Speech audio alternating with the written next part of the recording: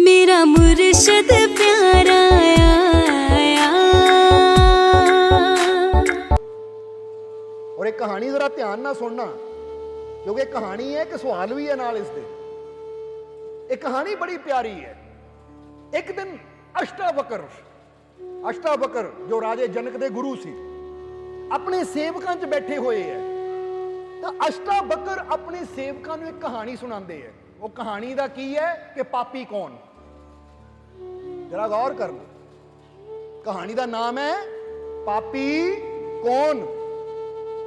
हुण जरा तुसी दसना है कि पापी कौन, ਇਹਦਾ जवाब तुसी देना है। सो अष्टावकर अपने सेवकां नूं कहानी सुना रहे हैं।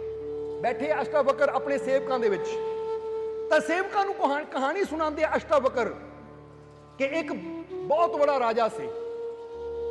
उस राजे ने एक यज्ञ किया और उस यज्ञ दे विच उन्हां हज़ारां ब्राह्मणां नूं बुलाया आहुति देण वास्ते, क्योंकि यज्ञ नूं संपूर्ण करन विच वो कहंदा सी जिन्ने ब्राह्मण होण तो उन्नी जल्दी मेरा यज्ञ संपूर्ण होएगा। इसलिए अष्टावकर कहानी सुना रहे। एक बहुत बड़ा राजा, उसने एक यज्ञ कराया। उस यज्ञ दे विच हज़ारां ही ब्राह्मण बुलाए गए। हुण जदों यज्ञ संपूर्ण होना सी तो उन्हां वास्ते बहुत बड़ा भोज तैयार किया गया। भोज का मतलब होंदा भोजन। एक जगह जिथे रसोईए खुली जगह दे विच भोजन तैयार कर रहे सी, क्योंकि इन्ने ब्राह्मणों का भोजन तैयार होना है एक छोटी जी रसोई च तां हो नहीं सकता। इसलिए बाहर ही इंतजाम किया गया है। खुले दे विच भट्ठियां तैयार कीतियां गईयां, जिथे बड़े बड़े कड़ाहे, बड़े बड़ियां देगां रखियां हुईयां है। उन्हां वास्ते भोजन तैयार हो रहा है। हुण जिथे भोजन तैयार हो रहा है, होया कि उपरों एक इल, एक चील उड़दी हुई आई। ओदे पंजियां च एक सप सी, क्योंकि जिहड़ी चील है ये सप नूं खांदी है। इसलिए इन्हां सप दा शिकार कीता सी और सप नूं अपने पंजियां च पकड़ के ये उड़दी जा रही है। हुण जिथे ये भोजन तैयार हो रहा है, जिथे भट्ठियां लगियां हुईयां, बड़े बड़ियां देगचियां चढ़ियां हुईयां भट्ठियां दे उपर, और ये भोजन तैयार हो रहा उन्हां ब्राह्मणां वास्ते। जदों चील उथों दी गुजरन लगी तो अचानक उहदे पंजियां चों वो सप छुटिया और जिहड़ा बड़ा उत्थे देग पई हुई सी, जिह च दाल तैयार हो रही सी, वो सप उहदे च गिर गया। सप जदों गिरिया, ना रसोईए नूं पता लगा तो ना ही जिहड़े उत्थे सेवादार सी, सेवक सी, रसोईए दे नाल काम कर रहे, उन्हां दा भी ध्यान उधर नहीं गया।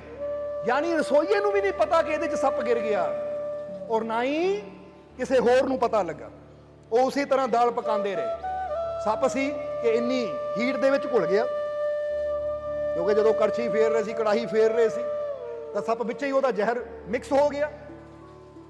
हुण जदों भोजन तैयार होया तो यह रसोईए और उहदे सेवकां ने भोजन बर्तनां च पा दिता।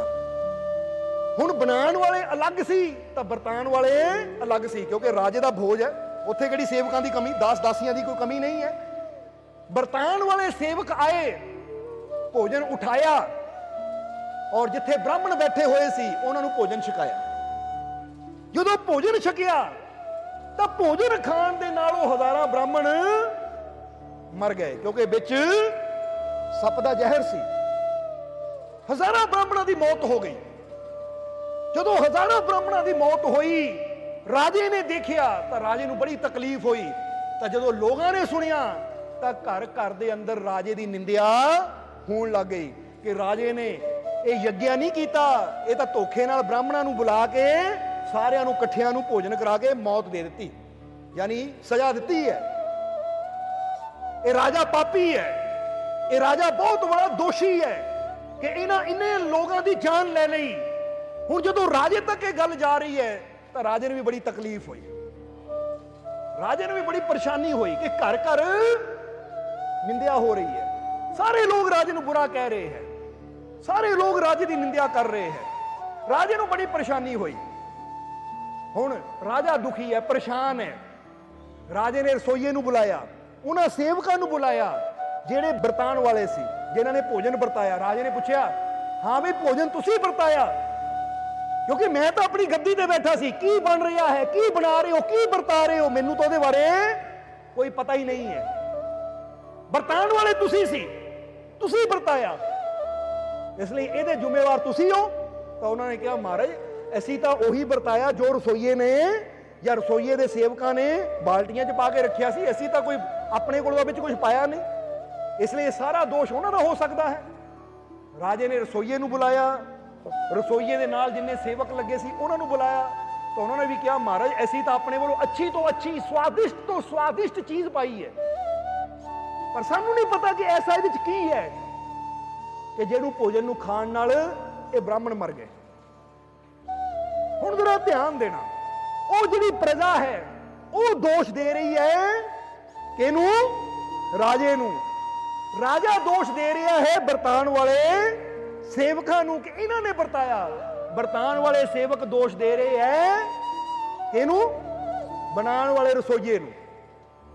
ਤਾਂ ਹੁਣ ਇੱਥੇ ਹੀ ਅਸ਼ਟਾਵਕਰ ਨੇ ਕਹਾਣੀ ਖਤਮ ਕੀਤੀ ਔਰ ਆਪਣੇ ਸੇਵਕਾਂ ਨੂੰ ਪੁੱਛਿਆ ਕਿ ਬੱਚੋ ਹੁਣ ਤੁਸੀਂ ਦੱਸੋ ਦੋਸ਼ੀ ਕੌਣ, ਪਾਪੀ ਕੌਣ?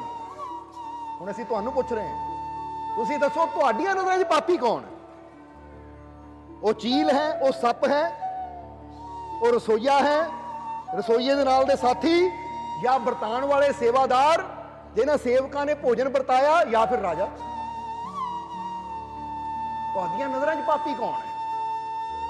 ਇਸ ਲਈ ਕਹਾਣੀ ਦਾ ਸ਼ੀਰਸ਼ ਰੱਖਿਆ ਗਿਆ ਹੈ ਕਿ ਪਾਪੀ ਕੌਣ? ਕੌਣ ਹੈ ਪਾਪੀ? ਕਿਹਨੂੰ ਸਜ਼ਾ ਮਿਲੇਗੀ ਇਸ ਘਟਨਾ ਦੀ? ਜਰਾ ਸੋਚੋ, ਆ ਰਿਹਾ ਕੋਈ ਜਵਾਬ?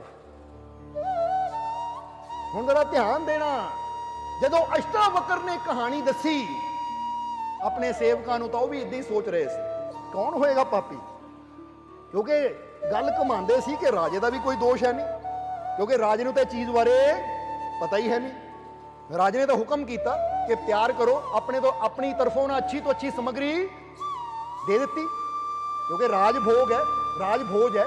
ਰਾਜ ਭੋਜ ਵਿੱਚ ਤਾਂ ਉੱਤਮ ਸਮੱਗਰੀ ਹੀ ਬਣਾਈ ਜਾਂਦੀ ਹੈ। ਜਿੱਦਾਂ ਬੰਦਾ ਕਹਿੰਦਾ 56 ਪ੍ਰਕਾਰ ਦੇ ਭੋਗ ਰਾਜਿਆਂ ਦੇ ਘਰ 'ਚ ਹੁੰਦੇ ਹੈ, ਤਾਂ ਰਾਜੇ ਨੇ ਇਹ ਯੱਗਿਆ ਕੀਤਾ ਸੀ, 56 ਪ੍ਰਕਾਰ ਦੇ ਭੋਗ ਬਣਾਏ ਸੀ। ਫਿਰ ਉਸ ਤੋਂ ਬਾਅਦ ਵਾਰੀ ਆ ਗਈ ਸੇਵਕਾਂ ਦੀ ਜਿਨ੍ਹਾਂ ਨੇ ਵਰਤਾਇਆ। ਕੀ ਉਹਨਾਂ ਦਾ ਦੋਸ਼ ਹੈ? ਜਰਾ ਗੌਰ ਕਰੋ। ਚਲੋ ਇਦਾਂ ਪੁੱਛਦੇ ਆ ਤੁਹਾਨੂੰ ਕਿ ਰਾਜੇ ਦਾ ਦੋਸ਼ ਹੈ? ਕਿਹਨੂੰ ਲੱਗਦਾ ਰਾਜੇ ਦਾ ਦੋਸ਼ ਹੈ? ਹੈ ਕੋਈ ਜਿਹਨੂੰ ਲੱਗਦਾ ਹੋਵੇ ਰਾਜੇ ਦਾ ਦੋਸ਼? ਹੁਣ ਹੈ ਕੋਈ ਜਿਹਨੂੰ ਲੱਗਦਾ ਹੋਵੇ ਸੇਵਕਾਂ ਦਾ ਦੋਸ਼ ਜਿਨ੍ਹਾਂ ਨੇ ਉਹ ਚੀਜ਼ਾਂ ਉਹਨਾਂ ਦੀਆਂ ਥਾਲੀਆਂ 'ਚ ਵਰਤਾਈਆਂ, ਸਰਵ ਕੀਤਾ? ਹੈ ਕੋਈ? ਹੁਣ ਹੈ ਕੋਈ ਜਿਹਨੂੰ ਲੱਗਦਾ ਹੋਵੇ ਕਿ ਇਹ ਬਣਾਉਣ ਵਾਲੇ ਰਸੋਈਏ ਦਾ ਦੋਸ਼ ਹੈ? ਹੈ ਕੋਈ ਜਿਹਨੂੰ ਲੱਗਦਾ ਹੋਵੇ ਰਸੋਈਏ ਦਾ ਦੋਸ਼ ਹੈ ਕਿ ਰਸੋਈਏ ਨੇ ਬਣਾਇਆ? ਔਰ ਹੁਣ ਚੌਥਾ ਪੁਆਇੰਟ, ਹੈ ਕੋਈ ਜਿਹਨੂੰ ਲੱਗਦਾ ਹੋਵੇ ਕਿ ਦੋਸ਼ ਉਹ ਚੀਲ ਜਾਂ ਸੱਪ ਦਾ ਹੈ? ਹੈ ਕੋਈ? ਨਹੀਂ? ਜਰਾ ਹੁਣ ਗੌਰ ਕਰੋ, ਕਮਾਲ ਦੀ ਗੱਲ ਹੈ, ਇੰਨੇ ਲੋਕ ਮਰ ਗਏ, ਤੁਹਾਡੀਆਂ ਨਜ਼ਰਾਂ 'ਚ ਨਾ ਰਾਜਾ ਦੋਸ਼ੀ, ਨਾ ਸੇਵਾਦਾਰ ਦੋਸ਼ੀ ਵਰਤਾਨ ਵਾਲੇ, ਨਾ ਰਸੋਈਆ ਦੋਸ਼ੀ, ਨਾ ਚੀਲ ਦੋਸ਼ੀ। ਫਿਰ ਦੋਸ਼ੀ ਕੌਣ ਹੈ? ਪਾਪੀ ਕੌਣ ਹੈ? ਇਹੀ ਤਾਂ ਸਵਾਲ ਪੁੱਛ ਰਹੇ ਹੈ ਅਸ਼ਟਾਵਕਰ ਕੇ ਪਾਪੀ ਕੌਣ? ਕੌਣ ਹੈ ਪਾਪੀ? ਕਿਹਨੂੰ ਮਿਲੇਗੀ ਉਹ ਪਾਪ ਦੀ ਸਜ਼ਾ? ਪਾਪੀ ਕੌਣ? ਇਸ ਸਾਰੀ ਘਟਨਾ 'ਚ ਪਾਪੀ ਕੌਣ? ਜਰਾ ਹੁਣ ਗੌਰ ਕਰਨਾ, ਕਿਤੇ ਨਾ ਕਿਤੇ ਤੁਸੀਂ ਇੱਕ ਚੀਜ਼ ਭੁੱਲ ਰਹੇ ਹੋ, ਉਹਨੂੰ ਯਾਦ ਕਰੋ, ਪਤਾ ਲੱਗ ਜਾਏਗਾ ਪਾਪੀ ਕੌਣ। ਜਰਾ ਹੁਣ ਸਮਝਣਾ। ਚਲੋ ਬਹੁਤਾ ਕਨਫਿਊਜ਼ ਨਾ ਕਰੀਏ ਤੁਹਾਨੂੰ, ਜਵਾਬ ਦੀ ਤਰਫ ਚਲੀਏ। ਅਸ਼ਟਾਵਕਰ ਨੇ ਜਦੋਂ ਪੁੱਛਿਆ ਕਿ ਦੱਸੋ ਪਾਪੀ ਕੌਣ, ਤਾਂ ਸੇਵਾਦਾਰ ਜਿੰਨੇ ਵੀ ਅਸ਼ਟਾਵਕਰ ਦੇ ਸੇਵਕ ਸੀ ਸਾਰੇ ਹੈਰਾਨ ਪਰੇਸ਼ਾਨ ਕਿ ਮਹਾਰਾਜ ਜੇ ਦੇਖਿਆ ਜਾਵੇ ਤਾਂ ਪਾਪੀ ਤਾਂ ਕੋਈ ਵੀ ਨਹੀਂ ਲੱਗਦਾ। ਫਿਰ ਪਾਪੀ ਕੌਣ? ਕਿਹਨੂੰ ਮਿਲੇਗੀ ਉਹ ਪਾਪ ਦੀ ਸਜ਼ਾ? ਤਾਂ ਉਸ ਵੇਲੇ ਅਸ਼ਟਾਵਕਰ ਨੇ ਕਿਹਾ ਇੱਕ ਚੀਜ਼ ਤੁਸੀਂ ਭੁੱਲ ਗਏ। ਕਹਿੰਦੇ ਜੀ ਕੌਣ? ਅਸ਼ਟਾਵਕਰ ਨੇ ਕਿਹਾ ਭੁੱਲ ਗਏ ਤੁਸੀਂ ਉਹ ਪ੍ਰਜਾ ਨੂੰ।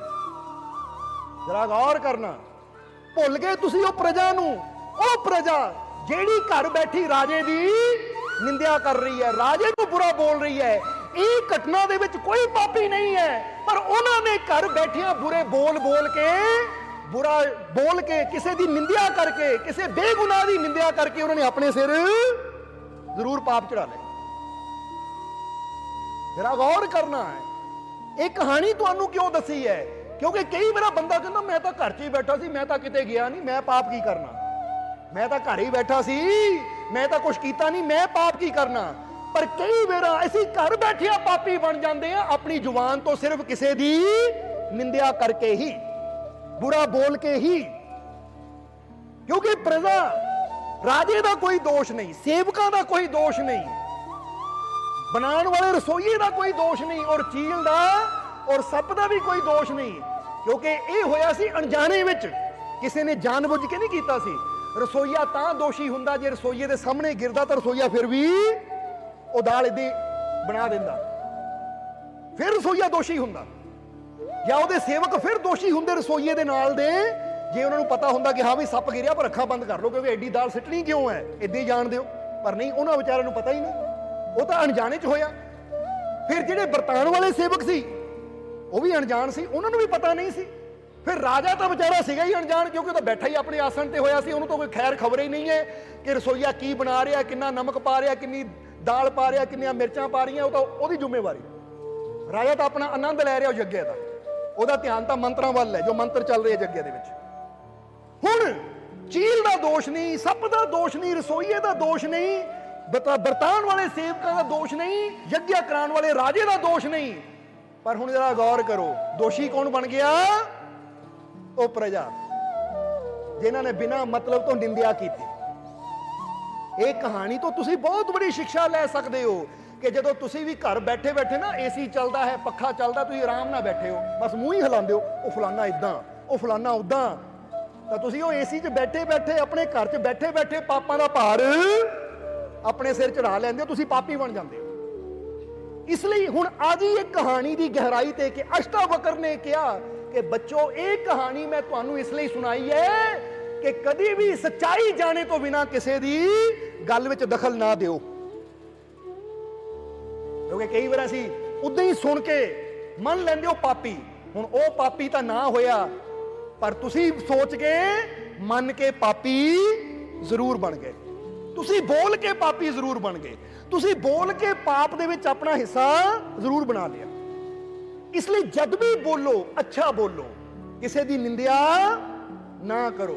ਕਿਉਂਕਿ ਅਗਰ ਕੋਈ ਬੁਰਾ ਕਰਦਾ ਹੈ ਤਾਂ ਪਹਿਲਾਂ ਉਹਦੀ ਸੱਚਾਈ ਜਾਣੋ, ਸਮਝਣ ਦੀ ਕੋਸ਼ਿਸ਼ ਕਰੋ, ਇਹਨਾਂ ਕਿਉਂ ਕੀਤਾ, ਕਿੱਦਾਂ ਕੀਤਾ। ਬੋਲੋ, ਸਮਝਦੇ ਹੋ ਕਿ ਨਹੀਂ?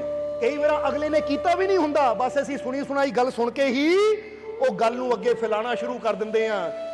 ਤਾਂ ਉੱਥੇ ਕੀ ਹੁੰਦਾ ਹੈ ਕਿ ਉਹ ਵਿਚਾਰਾ ਸੱਚਾ ਸੁੱਚਾ ਆਦਮੀ, ਉਹ ਤਾਂ ਆਪਣੀ ਜਗ੍ਹਾ ਬੈਠਾ ਹੈ, ਸੱਚ ਦੇ ਮਾਰਗ ਤੇ ਹੈ, ਪਰ ਤੁਸੀਂ ਉਹਦੀ ਨਿੰਦਿਆ ਕਰਕੇ ਆਪਣੇ ਜੀਵਨ 'ਚ ਪਾਪ ਜ਼ਰੂਰ ਇਕੱਠੇ ਕਰ ਲਏ। ਇਸੇ ਲਈ ਤਾਂ ਤੁਸੀਂ ਦੇਖਦੇ ਹੋ ਨਾ ਕਿ ਸੰਤ ਕਬੀਰ ਜੀ ਦੀ ਨਿੰਦਿਆ ਕੀਤੀ ਗਈ, ਮਹਾਤਮਾ ਬੁੱਧ ਦੀ ਨਿੰਦਿਆ ਕੀਤੀ ਗਈ, ਗੁਰੂਆਂ ਰਹਿਬਰਾਂ ਦੀ ਨਿੰਦਿਆ ਕੀਤੀ ਗਈ। ਤਾਂ ਹੁਣ ਉਹਨਾਂ ਦੀ ਨਿੰਦਿਆ ਕੀਤੀ ਗਈ ਤਾਂ ਕੀ ਉਹ ਬੁਰੇ ਸੀ? ਕੀ ਉਹ ਮਾੜੇ ਸੀ? ਕੀ ਉਹਨਾਂ ਨੇ ਕੋਈ ਪਾਪ ਕਰਮ ਕੀਤਾ ਸੀ? ਉਹ ਤਾਂ ਰੱਬ ਦਾ ਨਾਮ ਲੈਣ ਵਾਲੇ, ਸਭ ਦਾ ਭਲਾ ਕਰਨ ਵਾਲੇ ਸੀ। ਫਿਰ ਵੀ ਲੋਕਾਂ ਨੇ ਉਹਨਾਂ ਦੀ ਨਿੰਦਿਆ ਕੀਤੀ, ਤਾਂ ਨਿੰਦਿਆ ਕਰਕੇ ਲੋਕਾਂ ਨੇ ਆਪਣੇ ਸਿਰ ਪਾਪ ਦਾ ਭਾਰ ਚੜਾ ਲਿਆ। ਕਾਸ਼ ਉਹਨਾਂ ਨੇ ਥੋੜਾ ਸਮਝਿਆ ਹੁੰਦਾ ਕਿ ਅਸੀਂ ਜਿਹਨਾਂ ਦੀ ਨਿੰਦਿਆ ਕਰ ਰਹੇ ਹਾਂ, ਪਹਿਲਾਂ ਉਹਨਾਂ ਦੀ ਜੀਵਨੀ ਤਾਂ ਦੇਖੀਏ, ਉਹਨਾਂ ਦੇ ਜੀਵਨ ਨੂੰ ਤਾਂ ਸਮਝੀਏ ਕਿ ਉਹਨਾਂ ਦੇ ਜੀਵਨ 'ਚ ਹੈ ਕੀ ਬੁਰਾਈ, ਉਹਨਾਂ ਦੇ ਜੀਵਨ 'ਚ ਹੈ ਕੀ ਮਾੜਾ ਕੰਮ ਜਿਹੜਾ ਅਸੀਂ ਉਹਨਾਂ ਦੀ ਨਿੰਦਿਆ ਕਰੀਏ। ਪਰ ਅਸੀਂ ਸੁਣੀ ਸੁਣਾਈ ਗੱਲ ਤੇ ਕਿਸੇ ਨੇ ਕਹਿ ਤਾ ਫਲਾਨਾ ਮਾੜਾ, ਅੱਛਾ, ਤਾਂ ਹੁਣ ਇੱਥੇ ਇਹ ਵੀ ਦੱਸ ਦੇਵਾਂਗੇ ਕਿ ਇਹ ਇਨਸਾਨ ਦਾ ਸੁਭਾਅ ਹੈ ਕਿ ਕੋਈ ਇਨਸਾਨ ਦੇ ਕੋਲ ਕਿਸੇ ਦੀ ਸਿਫਤ ਕਰੇ ਤਾਂ ਬੰਦਾ ਮੰਨਣ ਨੂੰ ਤਿਆਰ ਨਹੀਂ ਹੁੰਦਾ। ਬੋਲੋ, ਸਮਝਦੇ ਹੋ ਕਿ ਨਹੀਂ? ਹੁਣ ਫਰਜ਼ ਕਰੋ ਕੋਈ ਤੁਹਾਨੂੰ ਕਵੇ ਉਹ ਫਲਾਨਾ ਬੰਦਾ ਬਾਂਸਰੀ ਬੜੀ ਵਧੀਆ ਵਜਾਉਂਦਾ, ਤੁਸੀਂ ਕਹਿੰਦਾ ਅੱਛਾ, ਪਹਿਲਾਂ ਸੁਣਾਂਗੇ ਫਿਰ ਮੰਨਾਂਗੇ, ਪਹਿਲਾਂ ਆਪ ਸੁਣਾਂਗੇ, ਤੇਰੀ ਗੱਲ ਕਿਉਂ ਮੰਨੀਏ, ਪਹਿਲਾਂ ਸੁਣਾਂਗੇ ਫਿਰ ਮੰਨਾਂਗੇ। ਤਾਂ ਕੋਈ ਕਹਦੇ ਉਹ ਫਲਾਨਾ ਬੰਦਾ ਬੜਾ ਪਾਪੀ ਹੈ, ਬੜਾ ਝੂਠਾ ਹੈ, ਉਹ ਬੜਾ ਮਾੜਾ ਹੈ, ਹਾਂ ਸੱਚੀ ਮਾੜਾ ਹੀ ਹੋਣਾ, ਫਿਰ ਜੇ ਤੂੰ ਕਹਤਾ ਤਾਂ ਮਾੜਾ ਹੀ ਹੋਣਾ। ਯਾਨੀ ਕੋਈ ਮਾੜੀ ਗੱਲ ਕਹਿ ਦੇਵੇ ਤਾਂ ਅਸੀਂ ਬਿਨਾਂ ਪ੍ਰੂਫ ਤੋਂ ਮੰਨ ਲੈਂਦੇ ਆ, ਤਾਂ ਕੋਈ ਚੰਗੀ ਗੱਲ ਕਵੇ ਅਸੀਂ ਕਹਿੰਦੇ ਪਹਿਲਾਂ ਪ੍ਰੂਫ ਲਿਆਓ, ਪਹਿਲਾਂ ਸਾਨੂੰ ਪ੍ਰੂਫ ਦਿਓ ਫਿਰ ਮੰਨਾ ਜੀ ਆਦਮੀ ਚੰਗਾ ਹੈ। ਤਾਂ ਮਾੜੀ ਗੱਲ ਵੇਲੇ ਕਿਉਂ ਨਹੀਂ ਪ੍ਰੂਫ ਮੰਗਦੇ? ਮਾੜੀ ਗੱਲ ਵੇਲੇ ਕਿਉਂ ਨਹੀਂ ਵਿਚਾਰ ਕਰਦੇ? ਅਗਰ ਇਸ ਚੀਜ਼ ਨੂੰ ਥੋੜਾ ਸਮਝ ਲਈਏ ਤਾਂ ਸਾਡੇ ਘਰਾਂ ਦੇ ਕਈ ਝਗੜੇ ਖਤਮ ਹੋ ਜਾਣਗੇ। ਕਿਉਂਕਿ ਘਰਾਂ 'ਚ ਝਗੜੇ ਵੀ ਕੀ ਹੁੰਦੇ ਆ, ਸੱਸ ਕਹਿੰਦੀ ਰਹਿੰਦੀ ਹੈ ਨੋ ਮੈਨੂੰ ਮਾੜਾ ਬੋਲਦੀ ਹੈ, ਨੋ ਕਹਿੰਦੀ ਹੈ ਸੱਸ ਮੈਨੂੰ ਮਾੜਾ ਬੋਲਦੀ ਹੈ। ਕੋਈ ਪੁੱਛੋ ਤੁਹਾਨੂੰ ਕਿੱਦਾਂ ਪਤਾ? ਉਹ ਮੈਨੂੰ ਫਲਾਣੇ ਨੇ ਦੱਸਿਆ, ਉਹ ਮੈਨੂੰ ਫਲਾਣੇ ਨੇ ਦੱਸਿਆ। ਤਾਂ ਕਮਾਲ ਦੀ ਗੱਲ ਹੈ, ਉਹਦੇ ਦੱਸਣ ਤੇ ਤੁਸੀਂ ਮੰਨ ਲੈਂਦੇ ਹੋ ਕਿ ਸੱਸ ਮਾੜਾ ਬੋਲਦੀ ਹੈ, ਨੋ ਮਾੜਾ ਬੋਲਦੀ ਹੈ। ਤਾਂ ਜੇ ਬੋਲਣਾ ਹੀ ਹੋਵੇ ਤਾਂ ਕਿਸੇ ਤੀਜੇ ਕੋ ਕਿਉਂ, ਸਿੱਧਾ ਵੀ ਤਾਂ ਬੋਲ ਸਕਦੀ ਹੈ। ਬੋਲੋ, ਸਮਝਦੇ ਹੋ ਕਿ ਨਹੀਂ? ਬੋਲੋ। ਹੁਣ ਫਰਜ਼ ਕਰੋ ਤੁਸੀਂ ਦੋ ਭਰਾ ਖੜੇ ਹੋ, ਕੋਈ ਤੁਹਾਨੂੰ ਕਹੇ ਤੇਰਾ ਭਰਾ ਤੇਰੇ ਵਾਸਤੇ ਬੁਰਾ ਬੋਲਦਾ ਹੈ, ਤੇਰਾ ਭਰਾ ਇਦਾਂ ਬੋਲਦਾ ਹੈ, ਹੁਣ ਤੁਸੀਂ ਉਹਦੀ ਗੱਲ ਮੰਨ ਕੇ ਆਪਣੇ ਭਰਾ ਦੇ ਪ੍ਰਤੀ ਦਿਲ 'ਚ ਨਫ਼ਰਤ ਪੈਦਾ ਕਰ ਲਓ। ਤੇ ਅਸੀਂ ਕਵਾਂਗੇ ਜਰਾ ਸੋਚ ਕੇ ਦੇਖੋ, ਉਹਨਾਂ ਬੁਰਾ ਬੋਲਣਾ ਹੋਵੇ ਤਾਂ ਮੂੰਹ ਤੇ ਬੋਲ ਦੇਗਾ, ਸਾਹਮਣੇ ਖੜ ਕੇ ਬੋਲ ਦੇਗਾ, ਤੀਜਾ ਵਿਚੋਲਾ ਪਾਉਣ ਦੀ ਉਹਨੂੰ ਲੋੜ ਕੀ ਹੈ? ਬੋਲੋ, ਸਮਝਦੇ ਹੋ ਕਿ ਨਹੀਂ? ਇਸ ਲਈ ਜਦੋਂ ਕੋਈ ਤੁਹਾਨੂੰ ਕਵੇ ਤੇਰੀ ਸੱਸ, ਤੇਰਾ ਸਹੁਰਾ, ਤੇਰਾ ਪਰਿਵਾਰ, ਤੇਰਾ ਪਤੀ, ਤੇਰੀ ਪਤਨੀ ਏਦਾਂ ਕਰ ਰਹੇ ਹੈ, ਤਾਂ ਉਦਾਂ ਦੀਆਂ ਗੱਲਾਂ ਤੇ ਯਕੀਨ ਨਾ ਕਰੋ, ਕਿਉਂਕਿ ਅੱਜ ਉਹ ਤੁਹਾਡੇ ਕੋਲ ਉਹਨਾਂ ਦੀ ਬੁਰਾਈ ਕਰ ਰਹੇ ਹੈ ਤਾਂ ਉਹਨਾਂ ਕੋਲ ਜਾ ਕੇ ਤੁਹਾਡੀ ਬੁਰਾਈ ਵੀ ਕਰਦੇ ਹੋਣਗੇ। ਜਿਹੜੇ ਗੁਆਂਢੀਆਂ ਦੀ ਗੱਲ ਤੁਹਾਡੇ ਤੱਕ ਲਿਆ ਰਹੇ ਹੈ, ਇਹ ਯਾਦ ਰੱਖੋ ਤੁਹਾਡੀ ਗੱਲ ਗੁਆਂਢੀਆਂ ਨੂੰ ਵੀ ਜ਼ਰੂਰ ਦੱਸ ਰਹੇ ਹੈ, ਕਿਉਂਕਿ ਜਿਹੜਾ ਇਨਸਾਨ ਅੱਧ ਤੋਂ ਮਜਬੂਰ ਹੋਵੇ ਨਾ, ਉਹਨਾਂ ਇਦਾਂ ਦੀਆਂ ਗੱਲਾਂ ਉਧਰ ਕਰਨੀਆਂ ਹੀ ਹੈ। ਜਿੱਦਾਂ ਹੀ ਬੁੱਲੇ ਸ਼ਾਹ ਦੇ ਕਲਾਮ ਕਹੀਦਾ ਹੈ ਕਿ ਕੱਚੇ ਕੋਠੇ ਨੂੰ ਜੇਕਰ ਲਿਪੀਏ ਨਾ, ਉਹ ਢਹਿੰਦਿਆਂ ਢਹਿੰਦਿਆਂ ਢਹਿ ਜਾਂਦਾ, ਲੜੇ ਰੁੱਸੇ ਨੂੰ ਜੇਕਰ ਮਨਾਈਏ ਨਾ, ਫਰਕ ਪੈਂਦਿਆਂ ਪੈਂਦਿਆਂ ਪੈ ਜਾਂਦਾ, ਚੁਗਲਖੋਰ ਨੂੰ ਜਿੰਨਾ ਵੀ ਰੋਕ ਲਈਏ, ਗੱਲ ਕਹਿੰਦਿਆਂ ਕਹਿੰਦਿਆਂ ਕਹਿ ਜਾਂਦਾ। ਇੱਥੇ ਬੁੱਲੇ ਸ਼ਾਹ ਨੇ ਚੁਗਲਖੋਰ ਦੀ ਗੱਲ ਕੀਤੀ ਹੈ। ਉਹ ਕਹਿੰਦੇ ਜਿਹਨੂੰ ਚੁਗਲੀ ਕਰਨ ਦੀ ਆਦਤ ਹੈ, ਉਹਨੂੰ ਜਿੰਨਾ ਮਰਜ਼ੀ ਰੋਕਣ ਦੀ ਕੋਸ਼ਿਸ਼ ਕਰੋ ਨਾ, ਫਿਰ ਵੀ ਗੱਲ ਕਹਿੰਦਿਆਂ ਕਹਿੰਦਿਆਂ ਕਹਿ ਜਾਣੀ ਹੈ। ਉਹਨਾਂ ਗੱਲ ਕਹਿ ਜਾਣੀ ਹੈ। ਉਹਨੂੰ ਕਹੋ ਵੀ ਭਾਈ ਮੇਰੇ ਕੋਲ ਚੁਗਲੀ ਨਹੀਂ ਕਰਨੀ, ਨਿੰਦਿਆ ਨਹੀਂ ਕਰਨੀ। ਅੱਛਾ ਮੈਂ ਨਹੀਂ ਕਰਦਾ, ਪਰ ਯਾਦ ਰੱਖਿਓ ਬੰਦਾ ਹੈ ਇਦਾਂ ਦਾ ਹੀ। ਜਾਂਦੇ ਜਾਂਦੇ ਫਿਰ ਵੀ ਸ਼ੰਕਾ ਦਾ ਬੀਜ ਤੁਹਾਡੇ ਅੰਦਰ ਹੁਣ ਬੋ ਜਾਣਾ ਹੈ। ਇਸ ਲਈ ਬੁੱਲੇ ਸ਼ਾਹ ਕਹਿੰਦੇ ਚੁਗਲਖੋਰ ਨੂੰ ਜਿੰਨਾ ਵੀ ਰੋਕ ਲਈਏ, ਗੱਲ ਕਹਿੰਦਿਆਂ ਕਹਿੰਦਿਆਂ ਕਹਿ ਜਾਂਦਾ। ਜਿਹਦਾ ਜੀਵਨ ਦੇ ਵਿੱਚ ਮੁਰਸ਼ਿਦ ਨਹੀਂ, ਪੱਠਾ ਬਹਿੰਦਿਆਂ ਬਹਿੰਦਿਆਂ ਬਹਿ ਜਾਂਦਾ। ਕਹਿੰਦੇ ਜੇ ਜੀਵਨ 'ਚ ਤੇਰੇ ਮੁਰਸ਼ਿਦ ਨਹੀਂ ਤਾਂ ਫਿਰ ਤੇਰੇ ਜੀਵਨ ਦਾ ਪੱਠਾ ਵੀ ਬਹਿੰਦਿਆਂ ਬਹਿੰਦਿਆਂ ਹੌਲੀ ਹੌਲੀ ਬਹਿ ਜਾਂਦਾ ਹੈ। ਇਸ ਲਈ ਜੇ ਚਾਹੁੰਦਾ ਹੈ ਤੇਰੇ ਜੀਵਨ 'ਚ ਅੱਗੇ ਵਧਣਾ, ਕਾਮਯਾਬ ਹੋਣਾ, ਤਾਂ ਫਿਰ ਜੀਵਨ 'ਚ ਮੁਰਸ਼ਿਦ ਦਾ ਹੋਣਾ ਜ਼ਰੂਰੀ ਹੈ। ਇਸ ਲਈ ਇਹ ਵੀ ਗੱਲ ਯਾਦ ਰੱਖਿਓ ਕਿ ਕੱਚਾ ਕੋਠਾ ਹੋਵੇ ਨਾ, ਲਿਪਦੇ ਰਹੋ, ਕਿਉਂਕਿ ਨਾ ਲਿਪੀਏ ਤਾਂ ਤੁਸੀਂ ਦੇਖਦੇ ਹੋ ਮਿੱਟੀ ਝੜਦੀ ਹੈ ਫਿਰ ਇੱਕ ਦਿਨ ਪੂਰਾ ਘਰ ਹੀ ਢਹਿ ਜਾਂਦਾ ਹੈ। ਤਾਂ ਹੀ ਕਿ ਕੱਚੇ ਕੋਠੇ ਨੂੰ ਜੇਕਰ ਲਿਪੀਏ ਨਾ, ਉਹ ਢਹਿੰਦਿਆਂ ਢਹਿੰਦਿਆਂ ਢਹਿ ਜਾਂਦਾ। ਤਾਂ ਜਿੱਥੇ ਪਿਆਰ ਹੋਵੇ ਨਾ, ਜੇ ਉੱਥੇ ਤਕਰਾਰ ਮਾੜੀ ਮੋਟੀ ਹੋ ਜਾਵੇ ਤਾਂ ਰੁੱਸ ਕੇ ਨਾ ਬੈਠੋ, ਇੱਕ ਦੂਜੇ ਨੂੰ ਮਨਾ ਲਈਏ, ਇੱਕ ਦੂਜੇ ਨਾਲ ਰਜਾਮੰਦੀ ਕਰ ਲਈਏ, ਇੱਕ ਦੂਜੇ ਨੂੰ ਬੁਲਾਉਣ ਦੀ ਕੋਸ਼ਿਸ਼ ਕਰੀਏ। ਕਿਉਂਕਿ ਜੇ ਇੱਕ ਦਿਨ ਗੁਜ਼ਰ ਗਿਆ, 2 ਦਿਨ ਗੁਜ਼ਰ ਗਏ, ਹਫ਼ਤਾ ਗੁਜ਼ਰ ਗਿਆ, 10 ਦਿਨ ਗੁਜ਼ਰ ਗਏ, ਤਾਂ ਰਿਸ਼ਤਿਆਂ 'ਚ ਫਰਕ ਪੈਂਦਿਆਂ ਪੈਂਦਿਆਂ ਪੈ ਜਾਂਦਾ ਹੈ। ਫਿਰ ਰਿਸ਼ਤੇ ਟੁੱਟਦੇ ਟੁੱਟਦੇ ਟੁੱਟ ਜਾਂਦੇ ਹੈ। ਇਸ ਲਈ ਇਹ ਫਕੀਰਾਂ ਦੀ ਬਾਣੀ ਦੇ ਵਿੱਚ ਕੁਝ ਇਸ਼ਾਰੇ ਹੁੰਦੇ ਹੈ ਕਿ ਜਿਨ੍ਹਾਂ ਇਸ਼ਾਰਿਆਂ ਨੂੰ ਸਮਝ ਕੇ ਅਸੀਂ ਆਪਣੇ ਜੀਵਨ 'ਚ ਬਹੁਤ ਕੁਝ ਹਾਸਿਲ ਕਰ ਸਕਦੇ ਹਾਂ, ਆਪਣੇ ਜੀਵਨ 'ਚ ਕਈ ਠੋਕਰਾਂ ਤੋਂ ਬਚ ਸਕਦੇ ਹਾਂ। ਇਸ ਲਈ ਇੱਥੇ ਅਸ਼ਟਾਵਕਰ ਨੇ ਦੱਸਿਆ ਕਿ ਪਾਪੀ ਕੌਣ? ਹੁਣ ਤੁਸੀਂ ਜਵਾਬ ਦੇ ਦਿਓ। ਕਹਿੰਦੇ ਪਾਪੀ ਹੈ ਉਹ ਪ੍ਰਜਾ ਜਿਹੜੀ ਘਰ ਬੈਠੀ ਬੈਠੀ ਨਿਰਦੋਸ਼ ਰਾਜੇ ਦੀ ਨਿੰਦਿਆ ਕਰ ਰਹੀ ਹੈ। ਉਹਨਾਂ ਨੇ ਹੋਰ ਕੋਈ ਪਾਪ ਤਾਂ ਨਹੀਂ, ਪਰ ਨਿੰਦਿਆ ਦਾ ਪਾਪ ਜ਼ਰੂਰ ਆਪਣੇ ਸਿਰ ਲੈ ਲਿਆ। ਬੁਰਾ ਬੋਲ ਕੇ, ਰਾਜੇ ਬਾਰੇ ਬੁਰਾ ਬੋਲ ਕੇ, ਰਾਜੇ ਬਾਰੇ ਬੁਰਾ ਸੋਚ ਕੇ ਉਹਨਾਂ ਨੇ ਆਪਣੇ ਖਾਤੇ 'ਚ ਜ਼ਰੂਰ ਪਾਪ ਜਮ੍ਹਾਂ ਕਰ ਲਏ। ਇਸ ਲਈ ਤੁਸੀਂ ਇਸ ਚੀਜ਼ ਦਾ ਖਿਆਲ ਰੱਖਣਾ ਕਿ ਮਨ ਦੇ ਵਿੱਚ ਅੱਛਾ ਸੋਚਣਾ ਹੈ ਔਰ ਜ਼ੁਬਾਨ ਤੋਂ ਅੱਛਾ ਬੋਲਣਾ ਹੈ। ਮਨ ਵਿੱਚ ਅੱਛਾ ਸੋਚਣਾ ਹੈ, ਜ਼ੁਬਾਨ ਤੋਂ ਅੱਛਾ ਬੋਲਣਾ ਹੈ ਔਰ ਕਰਮ ਵੀ ਅੱਛੇ ਕਰਨੇ, ਕਿਉਂਕਿ ਕਰਨੀ ਵੀ ਅੱਛੀ ਕਰਨੀ ਪਏਗੀ। ਹੁਣ ਇਹ ਨਹੀਂ ਕਿ ਮਨ 'ਚ ਤਾਂ ਅੱਛਾ ਸੋਚੀ ਜਾਓ, ਜ਼ੁਬਾਨ ਤੋਂ ਤਾਂ ਅੱਛਾ ਬੋਲੀ ਜਾਓ, ਤਾਂ ਕਰਨੀ ਆਪਣੀ ਮਾੜੀ ਕਰੀ ਜਾਓ। ਸੋਹਣਾ ਸੋਹਣਾ ਮੇਰਾ ਮੁਰਸ਼ਿਦ ਸੋਹਣਾ, ਸੋਹਣਾ ਸੋਹਣਾ ਮੇਰਾ ਮੁਰਸ਼ਿਦ ਸੋਹਣਾ।